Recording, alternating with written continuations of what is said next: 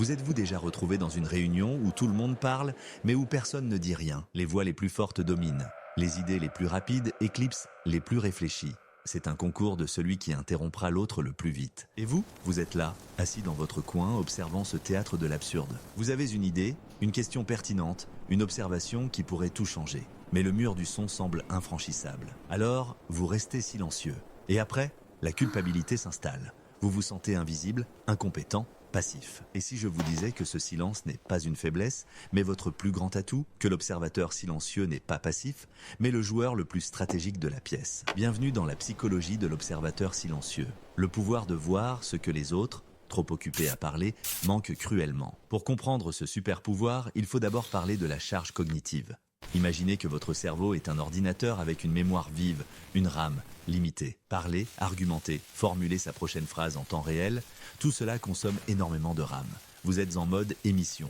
Votre processeur tourne à plein régime pour envoyer de l'information. L'observateur silencieux, lui, est en mode réception. Toute cette énergie mentale, toute cette RAM est libérée. Pourquoi faire ? Pour analyser. Pendant que les autres pédalent, pour rester à flot dans le torrent verbal, vous êtes sur la rive, avec une vue d'ensemble cartographiant les courants. Deuxième point, les biais cognitifs. Ceux qui parlent les sont souvent piégés par leur propre ego. Il y a l'effet projecteur, cette croyance erronée que tout le monde nous observe et juge notre performance. Cela pousse à parler pour paraître intelligent, pas pour dire quelque chose d'intelligent. Ensuite, il y a le fameux biais de confirmation. Les gens n'écoutent pas pour comprendre, ils écoutent pour trouver des failles et confirmer ce qu'ils pensent déjà. L'observateur silencieux est plus neutre. Vous n'avez pas d'agenda à défendre dans l'immédiat. Votre seul but est de comprendre. Vous voyez la forêt pendant qu'ils se disputent d'eux sur la couleur d'une feuille. Cela nous amène au troisième concept clé, la métacognition. C'est la capacité de penser à sa propre pensée, de prendre du recul sur le processus mental. Quand vous êtes silencieux, vous n'êtes plus un acteur sur la scène,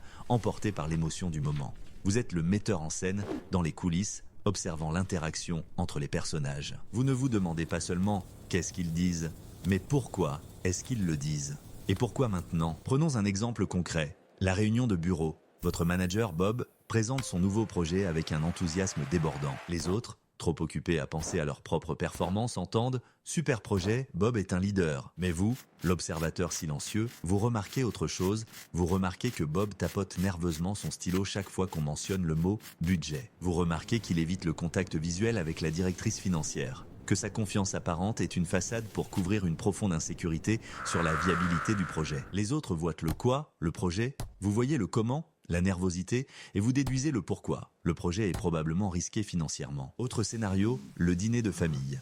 Tonton Michel et cousin Paul se lancent dans un débat politique houleux. Le reste de la famille le choisit un camp ou baisse les yeux dans son assiette, mal à l'aise. Vous, l'observateur, vous écoutez et vous réalisez qu'ils ne parlent pas de politique. Ils parlent d'eux-mêmes. Michel, qui a perdu son travail récemment, défend des politiques protectionnistes. Ce n'est pas une opinion abstraite, c'est un cri de peur pour son avenir. Paul, jeune diplômé, prône l'ouverture et la prise de risque. Il ne défend pas une idéologie, il défend son propre désir de prouver sa valeur dans un monde nouveau. En comprenant cela, l'argument devient tragique, pas irritant. Vous ne voyez plus deux coqs qui se battent, mais deux personnes exprimant leurs peurs et leurs espoirs les plus profonds. Ok, c'est bien beau de tout voir, mais comment on passe de l'observation passive à l'influence active ? Comment transformer ce silence en action ? Voici la boîte à outils de l'observateur silencieux. 3 étapes pour maîtriser ce pouvoir. Étape 1. Le silence intentionnel. Votre silence n'est pas un accident. Ce n'est pas de la timidité. C'est une décision consciente. C'est recadrer la situation dans votre esprit. Vous n'êtes pas celui qui n'ose pas parler. Vous êtes l'analyste qui évalue toutes les variables avant d'agir. C'est une posture de pouvoir, pas de soumission. Étape 2, l'observation à 3 niveaux. C'est le cœur de la méthode. Vous devez analyser la conversation sur 3 couches distinctes. Niveau 1, le quoi, le contenu littéral, les mots, les faits, les chiffres, les arguments. C'est la partie émergée de l'iceberg. C'est ce que tout le monde entend. Niveau 2, le comment, le non-verbal.